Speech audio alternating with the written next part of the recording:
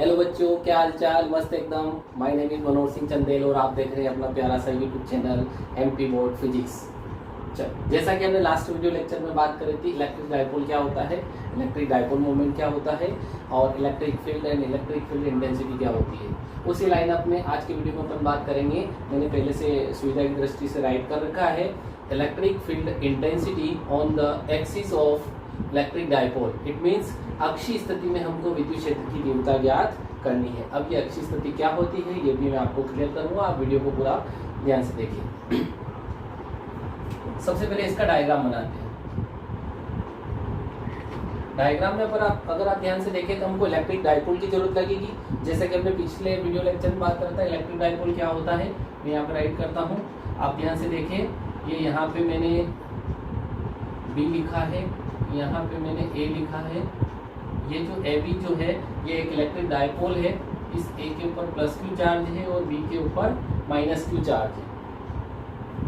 दोनों का जो मिड पॉइंट है वो ओ है और यहाँ से यहाँ तक की लेंथ एल, यहाँ से यहाँ तक की लेंथ एल। तो ओवरऑल इसकी जो लेंथ हो जाएगी वो 2l हो जाएगी, जिसको हम इफेक्टिव लेंथ बोलते हैं। अब ये जो इलेक्ट्रिक डायपोल है, क्वेश्चन में हमसे पूछा है कि इस इलेक्ट्रिक डायपोल में एक्सिस पे इलेक्ट्रिक फील्ड कितना होगा। एक्सिस का मतलब ये है कि कभी कभी हॉरिजॉन्टल नाम से भी पूछता है और उसको गाउसियन पोजीशन से भी पूछता है। तो हमको ध्यान रखना है कि एक्सिस का मतलब हॉरिजॉन्टल, इसको इंक्रीज करना है।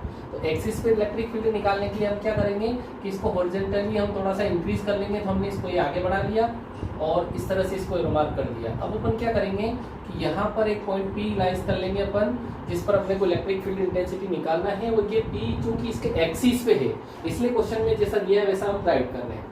अब इस P पॉइंट की मिड पॉइंट से जो पोजीशन है ऊपर लिख देते हैं r डिस्टेंस पे ही। ये कितनी डिस्टेंस पे, r डिस्टेंस। अब आप देखो ध्यान से, इस प्लस क्यू चार्ज की वजह से P पॉइंट पर इलेक्ट्रिक फील्ड होगा आउटवर्ड इवन डायरेक्शन में, और इस माइनस क्यू चार्ज की वजह से इस P पॉइंट पर इलेक्ट्रिक फील्ड इंटेंसिटी इस डायरेक्शन में होगी, अपोजिट डायरेक्शन में E2। ओके, और इस E1 और E2 दोनों के बीच में नेट इलेक्ट्रिक फील्ड होगा यहाँ पे। अब थोड़ा सा आपको ध्यान देने वाली बात ये है कि E1 इस डायरेक्शन, E2 इस डायरेक्शन में क्यों है, क्योंकि ये चार्ज का जो साइन है उसके ऊपर डिपेंड कर रहा है कि इसकी डायरेक्शन किधर होगी। अगर पॉजिटिव है तो अलोंग द लाइन ज्वाइनिंग होगी डायरेक्शन उसकी, और अगर नेगेटिव है तो जो लाइन ज्वाइनिंग था पहले उसके अपोजिट डायरेक्शन में हो जाएगा। अब अपने को इस E की वैल्यू को फाइंड आउट करना है, तो सबसे पहले अपन फार्मूला यूज करते हैं। अब आप ध्यान दें, इस प्लस क्यू चार्ज की वजह से P पॉइंट पर मैं इलेक्ट्रिक फील्ड इंटेंसिटी निकालूंगा। उसकी वैल्यू मान ली हमने E1 है और ये वेक्टर क्वांटिटी है। तो 1 पॉइंट चार्ज की वजह से इलेक्ट्रिक फील्ड इंटेंसिटी कितनी होती है वो हमने पिछले वीडियो लेक्चर में बात करी थी। वो होती है 1/4πε0 चार्ज डिवाइडेड बाय डिस्टेंस का स्क्वायर। अब आप ध्यान दें, प्लस क्यू चार्ज से P पॉइंट की डिस्टेंस कितनी है, AP है। मैं इसको AP का होल स्क्वायर कर दूंगा, और कौन सी डायरेक्शन में है, अलोंग टू AP, यानी कि A से B की ओर। Where AP is equal to क्या है, तो आप देखिए AP डायग्राम से वैल्यू निकालो कि O से B तक की वैल्यू R है, O से A तक की वैल्यू L है। तो AP की जो वैल्यू है वो R माइनस L हो जाएगी, और चूंकि हमको AP स्क्वायर चाहिए तो इसका होल स्क्वायर हो जाएगा। ओके, E1 बराबर 1/4πε0 Q upon R minus L का whole square along to AP। This is equation first. Okay, समझ में आया होगा।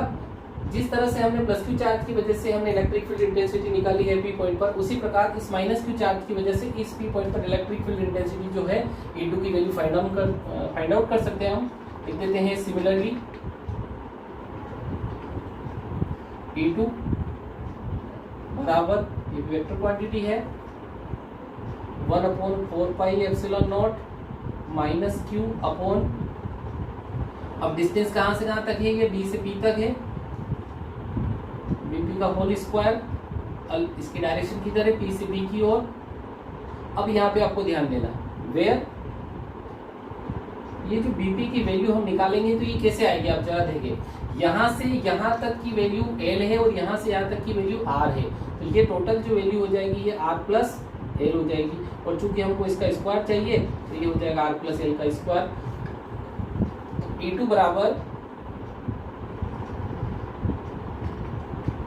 1/4 एप्सिलॉन नॉट। अब ये जो माइनस क्यू चार्ज, आपको ध्यान देने वाली बात ये है कि इलेक्ट्रिक फील्ड इंटेंसिटी कभी भी नेगेटिव नहीं होती है, तो हमको इसका मैग्नीट्यूड लेके चलना पड़ेगा, और जब मैग्नीट्यूड से बाहर आएगा तो ये प्लस का चार्ज हो जाएगा क्यू, और यहाँ पे डिस्टेंस जो है ये हो जाएगी r प्लस एल का होल स्क्वायर। अब यहाँ पे एक चीज और, एक्सियल पोजीशन या अक्षीय स्थिति की जो डेफिनेशन है वो भी आपको यहाँ पे क्लियर होना जरूरी है कि एक्सियल पोजीशन क्या होती है वास्तव में। तो एक्चुअली चूंकि इस P पॉइंट को हमने इसके एक्सिस पे लिया है, तो हम यूँ कह सकते हैं कि जिस पॉइंट पर अपने को इलेक्ट्रिक फील्ड इंटेंसिटी फाइंड करना है, अगर वो इलेक्ट्रिक डायपोल के इंक्रीजिंग एक्सिस के ऊपर अगर सिचुएटेड होता है, तो उस पॉइंट को हम इस डायपोल के रिस्पेक्ट में क्या बोल सकते हैं, एक्सियल पोजीशन में। और चूंकि ये एक्सियल पोजीशन में हमको दिख रहा है, इसलिए हम इस P पॉइंट पर एक्सियल पोजीशन में इलेक्ट्रिक फील्ड इंटेंसिटी फाइंड करने वाले हैं। अब नेट फील्ड हमको ये निकालना है, तो E के लिए क्या होगा, E के लिए आप ध्यान दें यहाँ पे पॉजिटिव वैल्यू में से नेगेटिव वैल्यू, ये जो प्लस क्यू चार्ज की आप डायरेक्शन देखेंगे इस तरफ है, नेगेटिव चार्ज की वजह से इंटेंसिटी की डायरेक्शन उधर है, तो जो नेट इलेक्ट्रिक फील्ड होगा हमारा वो हो जाएगा E2 माइनस E1, दोनों को माइनस कर लेंगे, इक्वेशन 3 राइट करें वैल्यू को,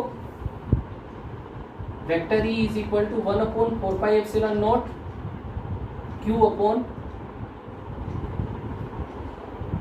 E1 माइनस E2 होगा, सॉरी पॉजिटिव में से नेगेटिव को घटाएंगे, 1/4 pi epsilon naught Q upon E1 की वैल्यू कितनी है, R माइनस एल का होल स्क्वायर, तो ये R माइनस एल का whole square minus 1/4 pi epsilon naught Q upon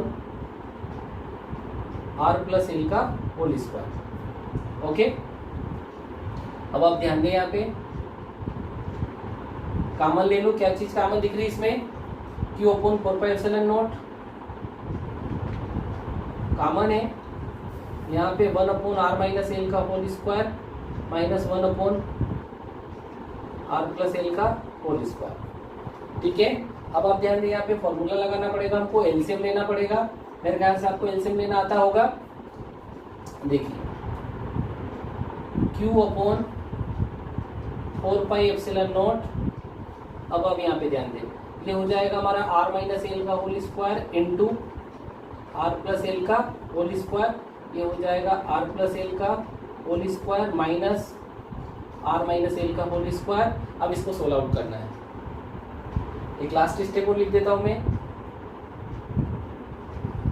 E बराबर Q upon 4 pi epsilon not, नीचे अगर आप ध्यान दें तो ये हो जाएगा r square minus L square का होल स्क्वायर। एक तरह से फार्मूला बन गया है हमारा, a माइनस बी का whole square into a plus B का होल स्क्वायर बराबर होता है a square minus B square का होल स्क्वायर, और ऊपर फार्मूला लग जाएगा a प्लस बी का होल स्क्वायर, ये हो जाएगा r square plus 2rl plus L square minus bracket के बाहर लगा देंगे, अंदर हो जाएगा r square minus 2rl plus L square बड़ा ब्रैकेट बंद। ओके, वीडियो को पॉज करके आप पूरा राइट करें, फिर हम इसको रफ करके आगे कंटिन्यू करें। ओके, कंटिन्यू करें उसको। ओके, ये लास्ट स्टेप मैंने राइट कर दी, जो पहले हमने लास्ट टाइम हमारा आई थी, Q upon 4 pi epsilon not r square plus 2rl plus L square minus bracket के अंदर r square minus 2rl plus L square. Okay, LCM में नीचे था r square minus L square का होल स्क्वायर। अब इसको कैसे सोल्व आउट करेंगे, थोड़ा सा आप ध्यान दें, यहाँ पे ये छोटा ब्रैकेट है, यहाँ पे इसको क्लोज करना भूल देते हैं हम, इस माइनस के साइन को जब अंदर भेजेंगे हम तो ये माइनस का हो जाएगा, ये हमारा प्लस का हो जाएगा, ये माइनस का हो जाएगा, साइन चेंज हो जाएंगे अंदर, vector E is equal to Q upon 4 pi epsilon naught ऐसा का ऐसा अपॉन में r square minus L square का होल स्क्वायर ऐसा का ऐसा ही। अब यहाँ पे r स्क्वायर प्लस 2rl ऐसा कैसा ही प्लस एल स्क्वायर ऐसा कैसा ही माइनस r स्क्वायर हो जाएगा, माइनस माइनस प्लस 2rl हो जाएगा, और ये प्लस की जगह माइनस का एल स्क्वायर हो जाएगा बड़ा ब्रैकेट बंद। अब आप ध्यान देखिए, कैंसल आउट हो जाएंगे बहुत सारे, ये r स्क्वायर से r स्क्वायर कैंसल आउट हो गया, एल स्क्वायर से एल स्क्वायर कैंसल आउट हो गया, और ये 2rl कितना हो गया 4rl। तो हमारे पास ओवरऑल क्या आया, वेक्टर E बराबर Q upon 4 pi epsilon naught into 4rl upon R square minus L square का होल स्क्वायर। अब आप थोड़ा सा ध्यान दें कि हमने इलेक्ट्रिक डायपोल मोमेंट की डेफिनेशन लास्ट टाइम पढ़ी थी, और डायपोल मोमेंट क्या था, P बराबर 2QL।